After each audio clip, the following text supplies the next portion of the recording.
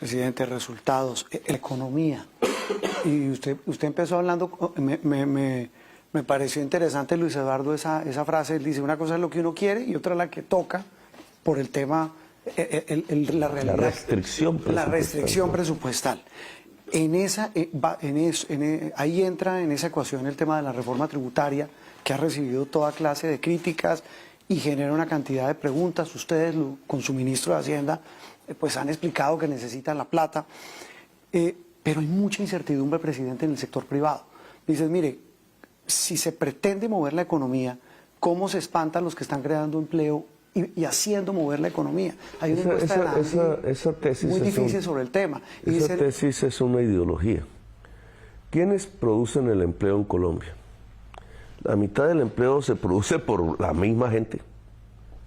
La mitad de la economía colombiana, la economía popular que usted ve ahí en San Victorino, en todas partes, informal, es la misma gente sobreviviendo.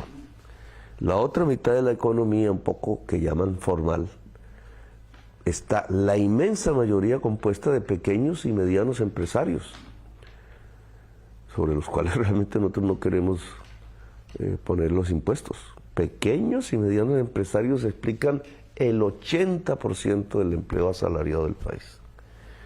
Entonces ahí no está el tema, ¿no? Es una ideología. Lo que pasa es que no quieren ciertos sectores muy ricos de la sociedad colombiana que le pongan impuestos. O sea, esas pequeñas y medianas empresas no van a sufrir en la tributaria. No van a sufrir fuera de la transparencia misma, no se les sube la tasa de impuestos de renta, nada de eso. Claro, el impuesto al patrimonio va sobre los ricos, sobre los más ricos de Colombia. Acabo de leer ahí en España que se va a plantear el impuesto a las grandes fortunas, es lo mismo. En Estados Unidos es lo mismo. Es los más ricos que han amasado unas fortunas inmensas, aquí ni se hable de eso, que ya ni se la gastan ni los bisnietos.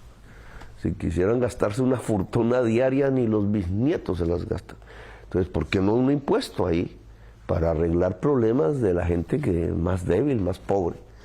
Eso es lo que queremos hacer en Colombia. Entonces, como nunca se había hecho una reforma tributaria en función de que los que más tienen más paguen, que es lo que ordena la Constitución, sino que siempre, no, el IVA a la yuca, el IVA a la leche, el IVA a la comida, el IVA al aceite.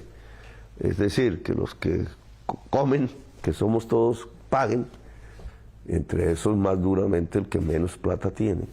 Como esa era la costumbre en contra de la Constitución, entonces ahora sí, no, qué reforma tributaria tan mala, hay que hacer una marcha. No, señores, los más ricos tienen que pagar más impuestos, porque hay que lograr llevarle la comida al niño pobre y a la niña pobre. Esa es la paz. Pero esa reforma tributaria produce miedo. Uno escucha a la gente en la calle, algunos dicen, esperemos a ver qué pasa en el primer año de gobierno Petro. Otros dicen, no voy a invertir. Otros dicen, me llevo la plata para afuera. Eso pero ¿a dónde se la van a...? Eso de llevarse la plata para afuera, ¿a dónde la vayan a llevar? Aquí a Nueva York. Aquí en Nueva York se paga 2 veces más impuestos que en Bogotá. ¿A dónde se la van a llevar? A Miami. Miami está entrando en una crisis económica profunda. ¿A dónde? A Madrid. En Madrid es donde se está hablando del impuesto a las grandes fortunas. ¿A dónde se la llevan? A Surinam.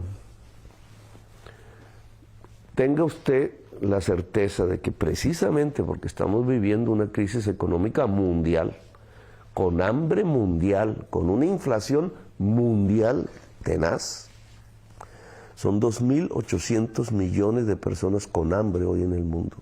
No se había visto nunca antes. Esa realidad es la que hace que todo país está poniéndole impuesto a las grandes fortunas. Porque no es en los pobres, porque lo que había es crecer el hambre, es en los más afortunados que hay en el mundo para poderle llevar comida a los pobres, a los que hoy tienen hambre. Esa es la realidad del mundo. Eso es lo que estamos haciendo en Colombia. Colombia, 30 millones de personas hoy tienen hambre. Eso nunca lo habíamos observado en nuestra historia. Es una realidad dantesca. Claro que se puede conmocionar el país en cualquier momento por eso, porque el hambre desespera. Pero tenemos que entrar a solucionarlo. Entonces, ¿de dónde vamos a sacar el dinero para que esos 30 millones de colombianos dejen de tener hambre. De los que tienen hambre, que es lo que siempre se ha hecho en el país, o vamos a donde se ha acumulado unas enormes cantidades de riqueza, muchas veces sin producir, o cuánta plata se han llevado los paraísos fiscales. No son los productores de Colombia los que van a pagar los impuestos, son los poseedores de tierras improductivas a través del impuesto al patrimonio. No producen ni una mata de yuca en 2.000 hectáreas. Eso sí tienen bonitas camionetas blancas, pero no producen comida. Y la función de la tierra es producir comida, porque no vamos a ponerle un impuesto a esa improductividad teniendo con qué.